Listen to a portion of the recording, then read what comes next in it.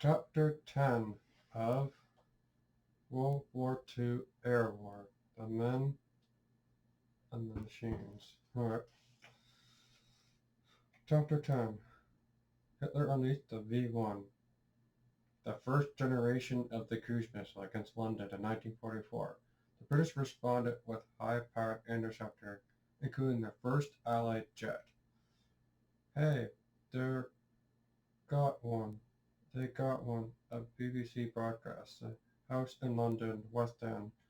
An American Army officer suddenly began shouting and pointing out the window. Technically, Sergeant Dirk Dudley and everyone else in the room got up to see what the noise was all about. Sergeant Dudley arrived at the window just in time to see an aircraft rushing by, its tail barely aflame. It looked as though the local anti-aircraft gunners had hit a German bomber and set it on fire, but it was not a bomber. It was a new German weapon, quite literally a flying bomb. The air raid sirens had already sounded, deep throat, three drone jobs that sounded as though they really meant it, was one American description of them. When the flying bombs reached Greater London, southern Broadway, the guns of the London defense region opened up.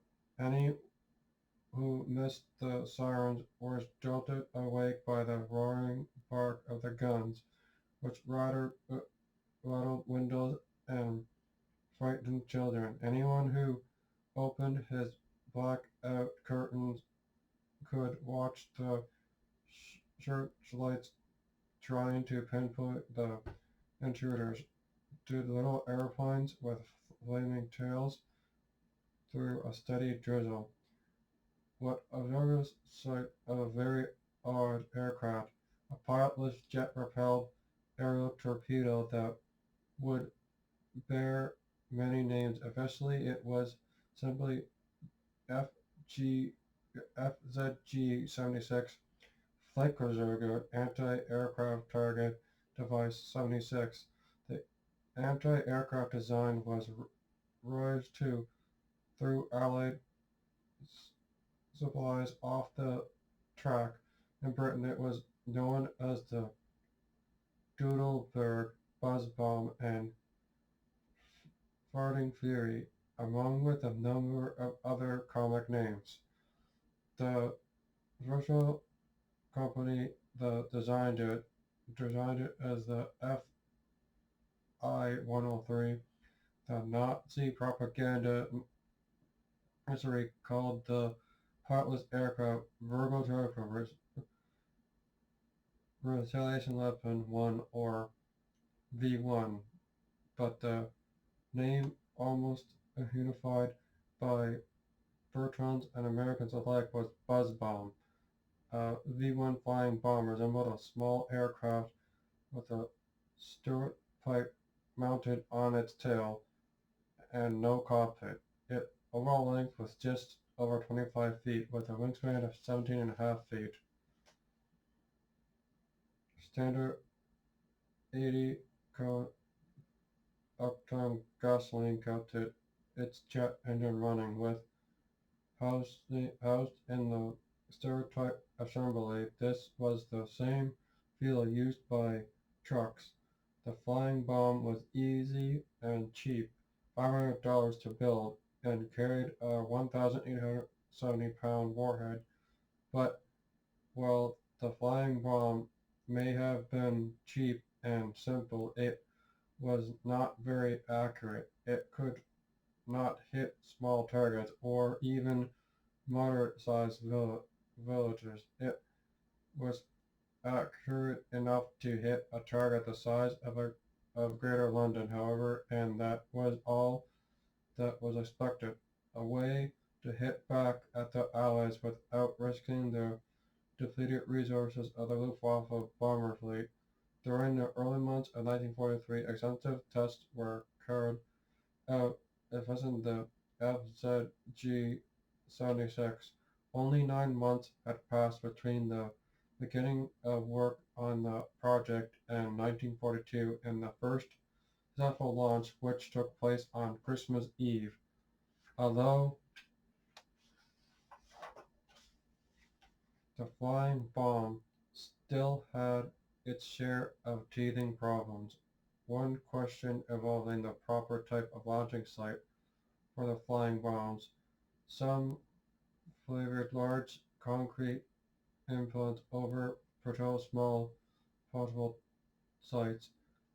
As head of Luftwaffe, Richmond Marshal Hermann Goering calculated ordering 4 concrete bunkers and 96 smaller sites began immediately. Next, men had be training to handle and fire the flying bomb. A new Luftwaffe unit was formed in 1943 called Verkehrslegion 155W. The anti-aircraft division was once again armed at deceiving Allied intelligence.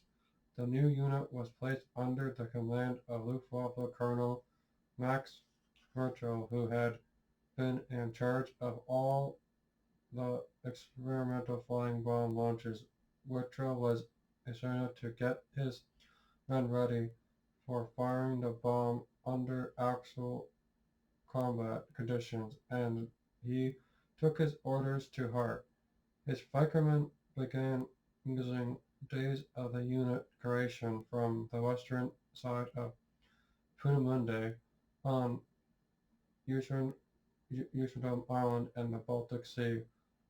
The launch crews began relaying the small jet-propelled planes, fire them downwards over the Baltic under Virtual Fragment 155W continued its training through the winter of 1943 into 1944. By June 1944, Virtual was head were in France, ready to begin operations.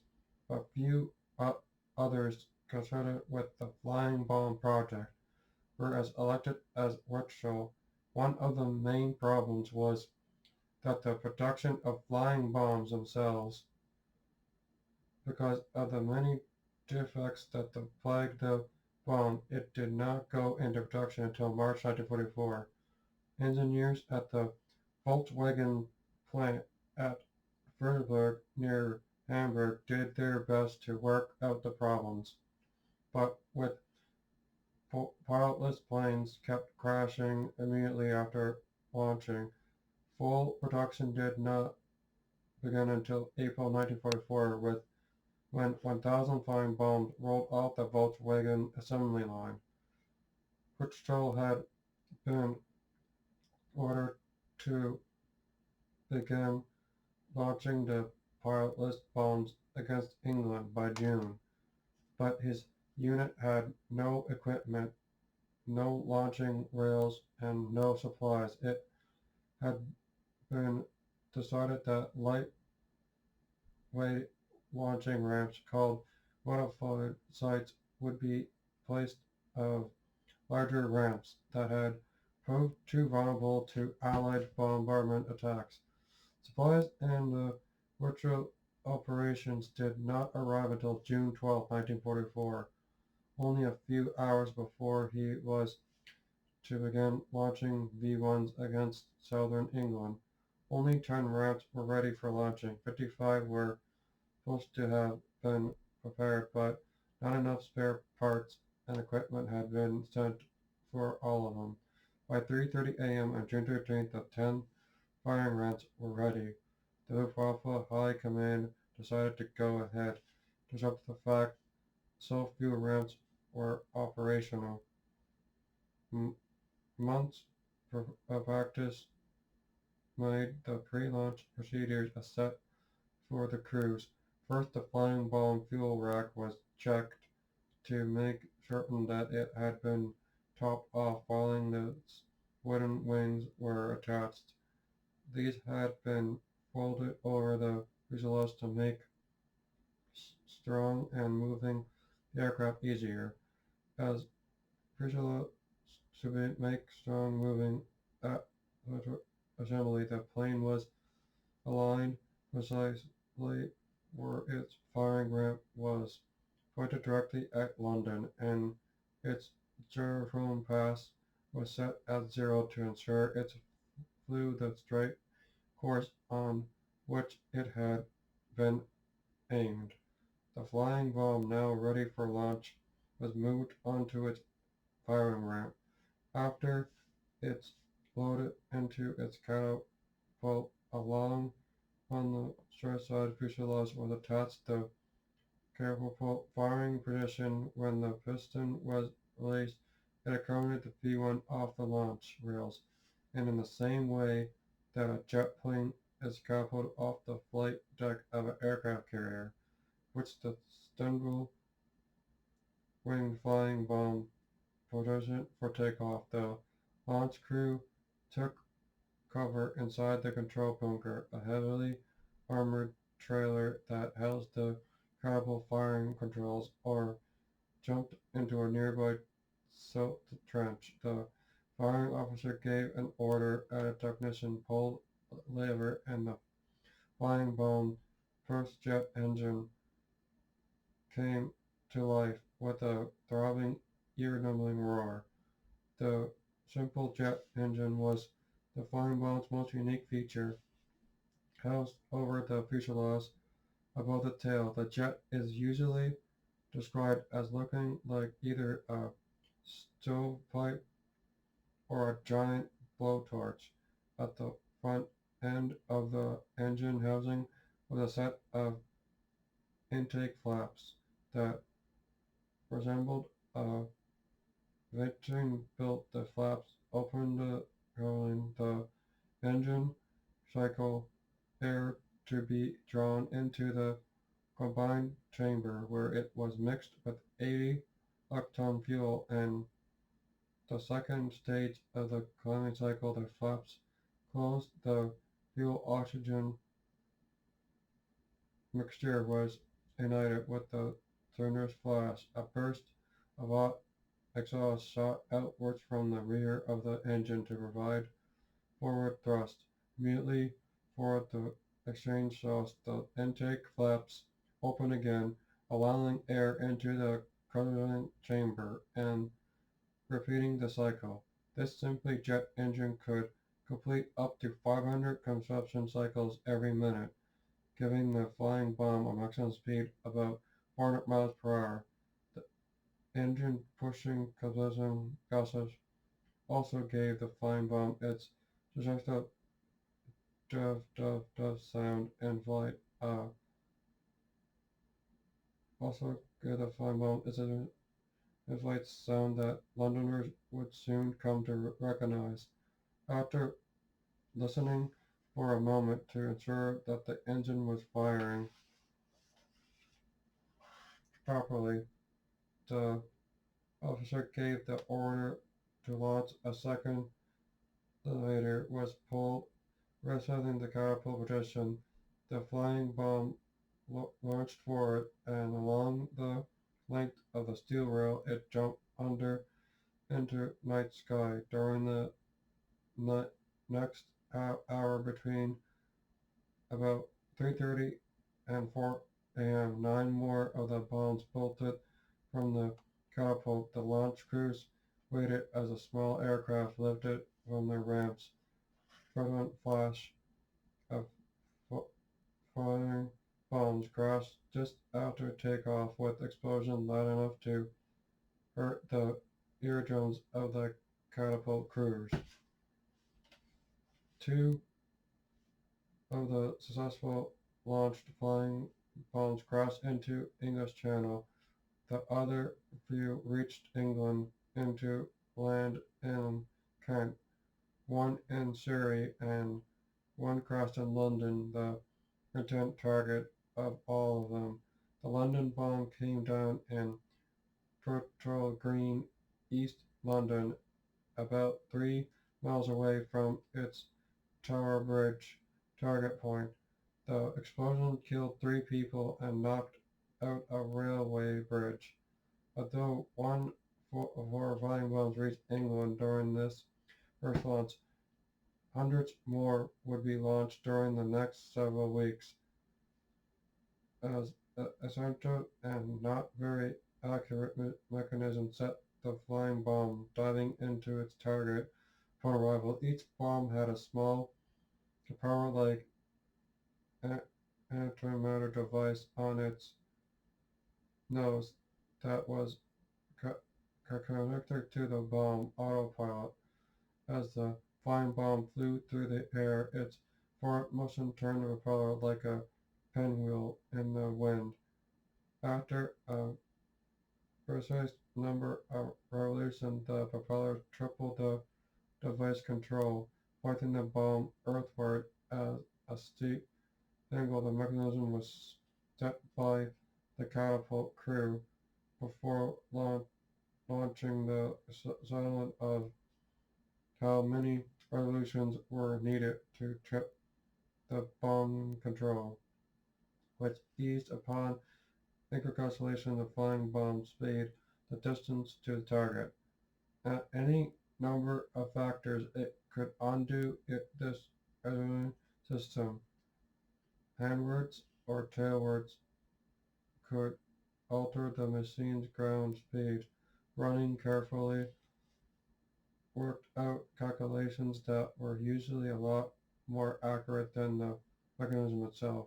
The autopilot might go hangwire and send the bomb plunging into the channel, or it might not work at all, causing the bomb to overfly London and keep going until it ran out of fuel, where the windmill device tilted the bomb towards the earth. All the fuel ran one end of the tank, the end away from the fuel pump. The pump began drawing air and the engine cut off its fuel supply, stopped running. People in London and southern England very quickly learned to use this cutting out of the engine to their advantage. Between the time the pulse of Delta ended and the bomb hit the ground, an average of 5 and 15 seconds would pass. Enough time for people to dive under a table or some sort of cover. The kamikaze underbelly saved many lives. In spite of the machine's defects, Vega 155W kept launching the bombs at a steady rate. On Saturday, June 18, 1944, his Hunt unit launched its 500th flying bomb. One of them landed on Hutchinford Bridge, the railroad bridge across the Thames River, to Charing Cross Station in London. The explosion blew a gaping hole in the middle of the bridge, forcing one of London's major rail terminals to shut down. Later in the day, an American intelligence officer saw the damage done to the bridge. It had blown almost half by the explosion.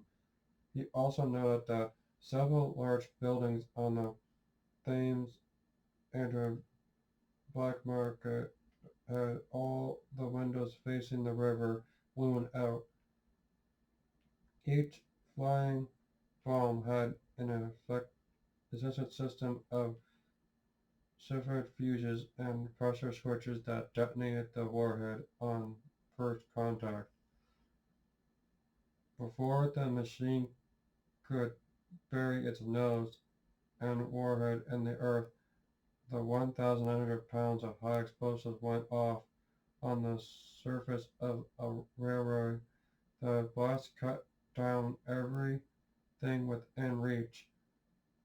Solid walls crumbled, often with entered bricks, and a well be reduced to pebble-sized bits. Windows a quarter of a mile away cracked from the force of the explosion. A central London fire station got a first-hand look at the effects from the blast of a flying bomb. The firemen had opened the station's big front doors, trying to enjoy a sunny but not very warm June day when a buzz bomb launched landed less than a block away. The blast waves first slammed the heavy wooden doors shut. Then, a second later, the vacuum created by the explosion wrecked them open again. With the bomb's warhead detonated, shock waves flew out in transatlantic circles like panic ripples. As the blast waves pulsed outwards, they created a vacuum behind them. One London fireman called it double whammy effect. The vacuum was capable of carrying much damage as the blast itself, and a flying bomb attacked anti-aircraft defenses, and more than 1,000 barrage balloons were sent to Kent, southwest of London. Bombs launched from the Paris Decaux would have to fly over this gun belt on their way to London. Also, 8 fighter squadrons equipped with Typhoon, Supermarine, Spitfire, IX and XIVs and Hawker Tempest 5 flew standard patrols. Fighters assigned to combat the flying bombs underwent modifications to squeeze every last bit of power from their engine to help seize the case of flying bombs. All armor and excessive weight were removed. The leading edges of wings and stabilizers were pushed to high gloss. The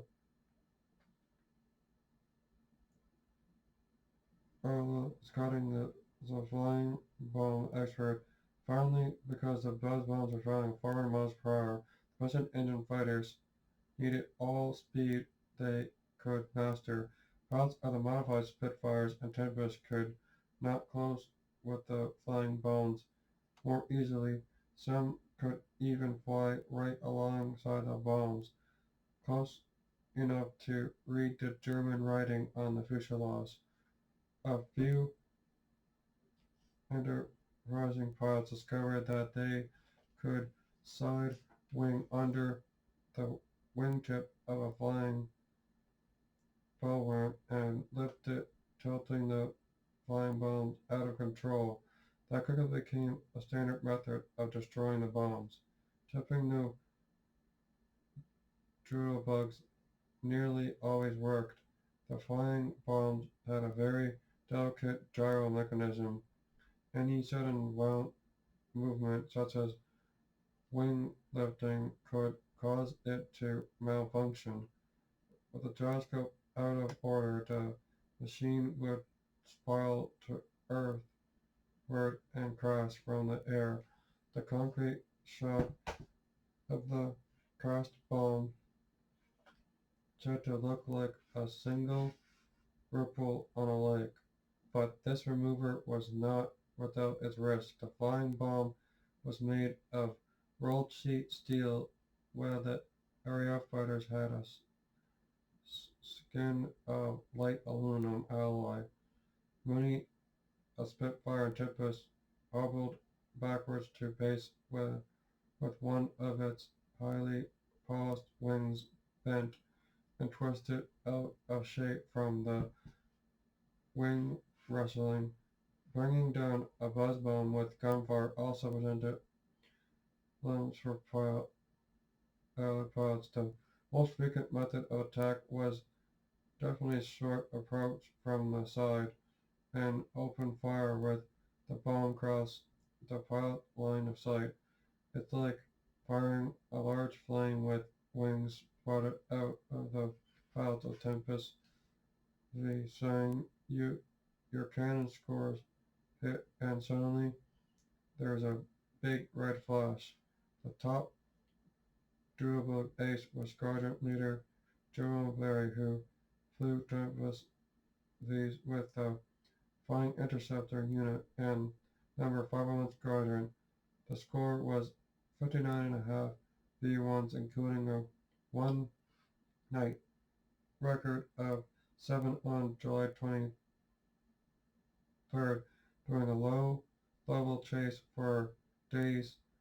Later, he could rose to 100 feet before downing the Duelberg, and his plane was damaged in the initial explosion. To train his had to share the credit with a de Havilland Mosquito that had fired at the V-1 from 1,000 yards, and in the opposition of the unit and missed. Hopefully, another new V-1 specialist was Flying Officer Ara Bergedal, a Dutch pilot who flew Rolls-Royce Griffin engine Spitfire with Number 322 Squadron, a Dutch unit based in South England.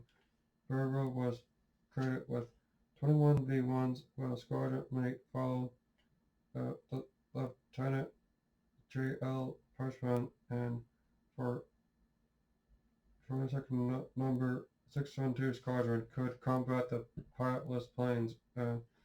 Aircraft running in July 1944. The unit received 7 Gaussian Meteors, the RAF's first jet fighter.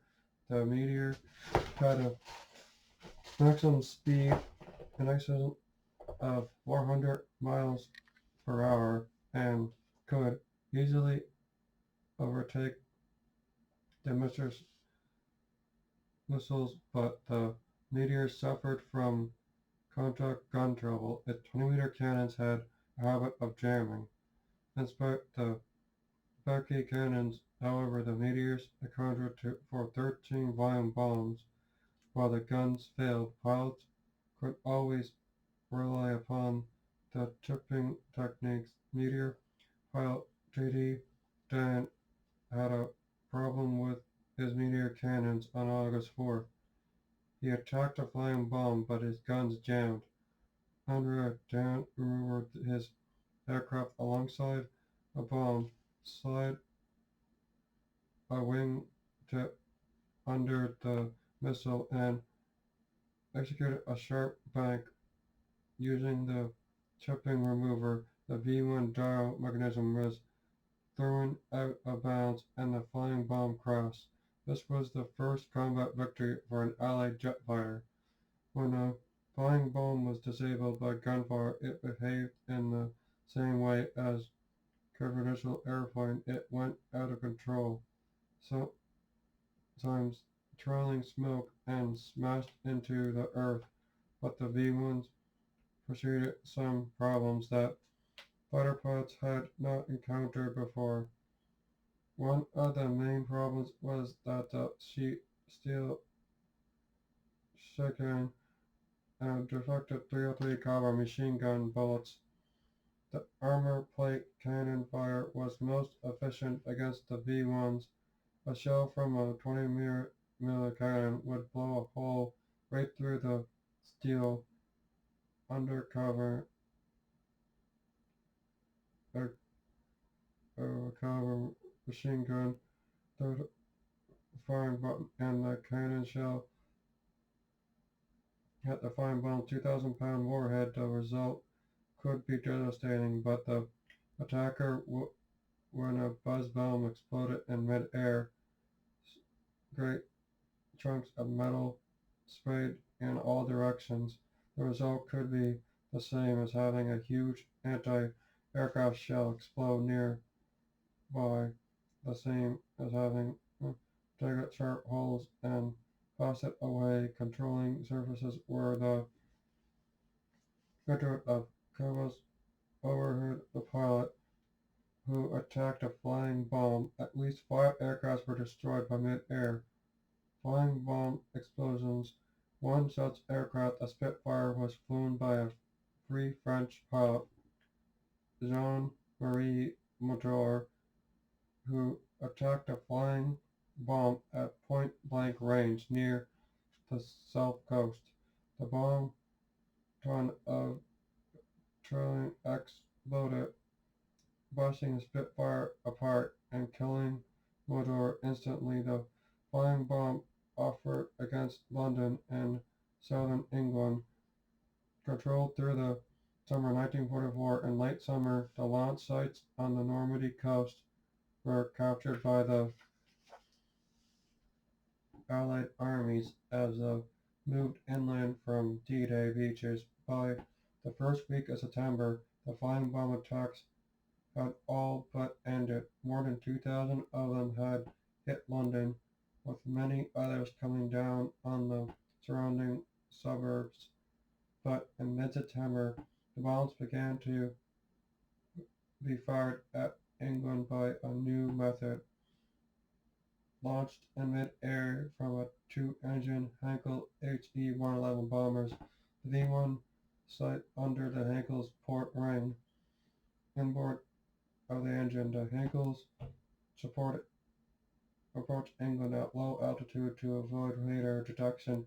The pilot climbed about 20,000 feet when the bomber neared the flying bomb launch point, and he introduced the crew to start the bomb engine and gyroscope when everything was ready and the bomber had reached its required altitude. The V-1 was released. The pilot's plane dropped from several hundred feet before leveling out and headed towards its target. Some never pulled out and crossed into the North Sea, but most leveled off and continued along their west coast towards the eastern coastline of England.